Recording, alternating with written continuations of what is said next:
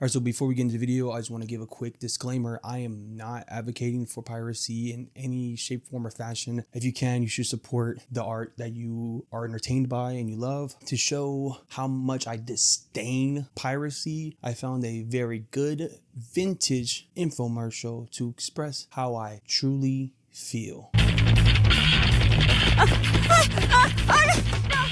Stealing movies is a felony.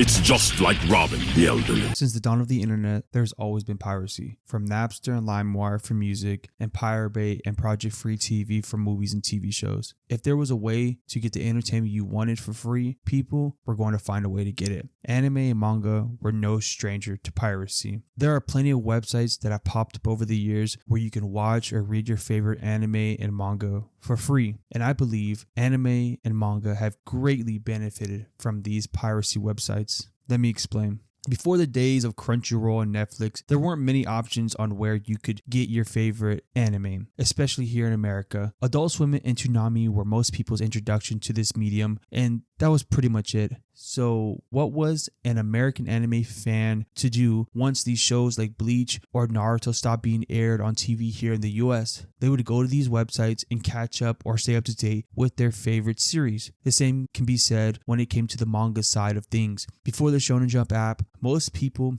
were subject to waiting on the takuban to be sent to their local bookstore. And waiting on those books to get sent to the bookstore could put you behind so many chapters in their series. So what did these manga fans do? They went to these websites to keep up to date with the latest chapter of One Piece or Vinland Saga or whatever manga they're reading at the time. I believe these websites not only help sustain a lot of anime and manga fans outside of Japan, but also cemented fans into the culture that is discovering new anime and manga. I don't know how many times I wanted to read a manga, but the series wasn't published on the Shonen Jump app, or the manga was just starting out, so it hadn't officially been translated into English yet. If it wasn't for these sites, then I and plenty of other anime or manga fans wouldn't be able to read these series or watch these anime. Yes, there's money lost in the piracy, but there wouldn't be any money gained if I didn't know about the series in the first place, right? In their blog, Lumi Reviews Things, they stated this about piracy in anime and manga. If people don't read it, they can't join the discussion nor share it with other people. The manga is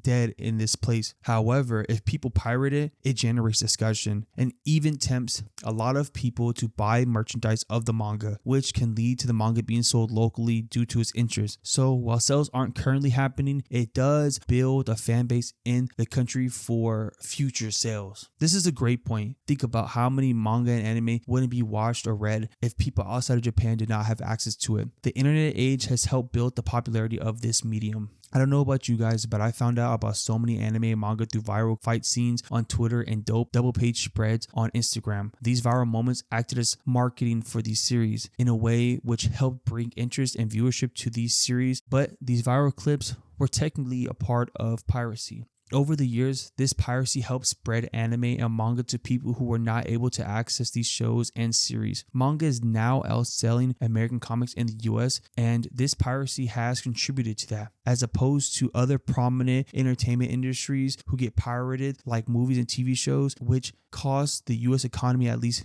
$29.2 billion lost in revenue each year, and has been estimated to reduce employment in the movie industry between 230,000 and 560,000 jobs. There isn't an upside, only a downside to the piracy in those entertainment industries. Granted, nowadays there's Crunchyroll and other streamers that show anime, and there's also apps like Manga Plus and Shonen Jump where you can read manga. People have more accessibility to watch and read what they want legally, which they should do, but I still believe the piracy is ingrained in the anime culture and ethos. Overall, piracy is hurting the anime and manga industries. According to Statista, piracy has cost the anime industry close to $52 billion in 2021, the highest ever. This is because now the companies are actually expending money on exporting the products internationally on a big scale. This money loss really only hurts the creators in the long run. So at the end of the day, you should pay for the manga you're reading or the anime you're watching because they're giving you this entertainment. You should at least give the money to these people who are working hard on giving you that entertainment.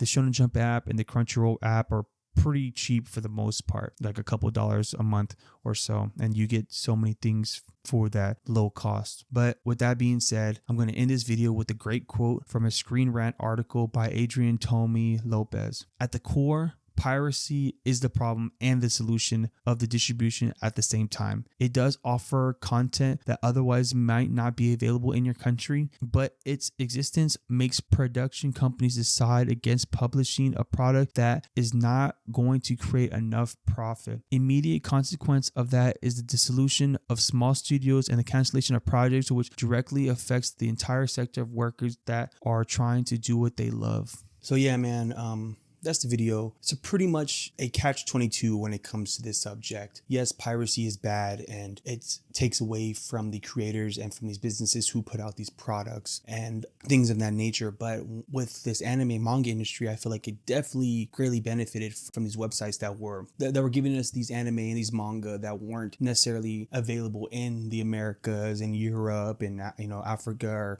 all these other countries outside of Japan. So that is definitely a catch-22. Like I said earlier in the video, if you you should support the art that you are entertained by and that you love. Manga, anime, comic books, TV shows, movies, music, all that stuff. If you got it, give it out. But you don't have to worry about pirating. My webcomic, Bam, The Last Hero on Earth. Link is in the description. Let me know what you guys think. The first 11 chapters are out right now, all free, all piracy free. I don't know if that's a word, but hey, go check it out. Subscribe to my mailing list. Also, like, comment, subscribe to the channel. I highly appreciate it. Thanks, guys. See you guys in the next video. Peace.